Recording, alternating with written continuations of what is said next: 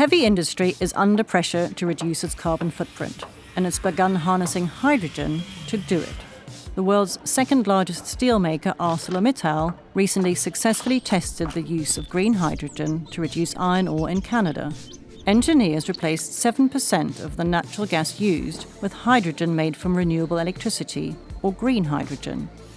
It's a small but significant milestone for an industry that's highly carbon intensive and accounts for between 7 to 9% of all direct emissions from fossil fuels.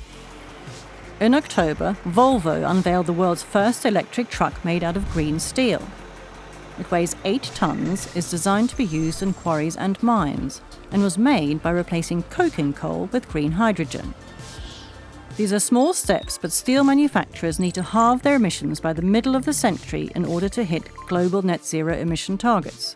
The companies are constrained by expensive existing infrastructure and the high volumes of renewable energy that are required.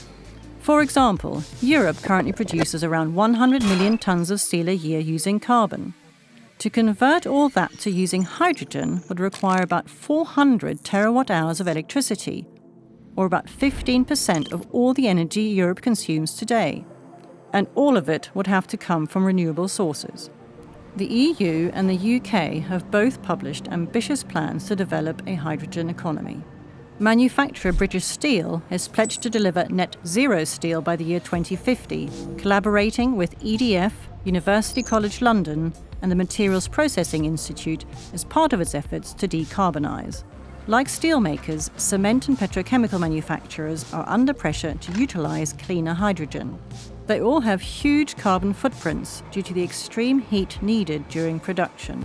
The cement manufacturer Hanson UK is working with Swansea University to replace natural gas with green hydrogen in burners at its plant in Port Talbot in southern Wales, while chemicals group INEOS is creating a clean hydrogen supply hub in Norway by producing green hydrogen through the electrolysis of water.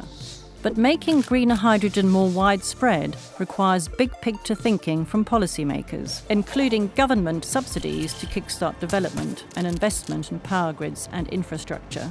EU nations have committed to a 55% reduction in greenhouse gas emissions by 2030. So despite the financial, regulatory and infrastructure challenges, heavy industry may have little choice but to forge ahead with hydrogen.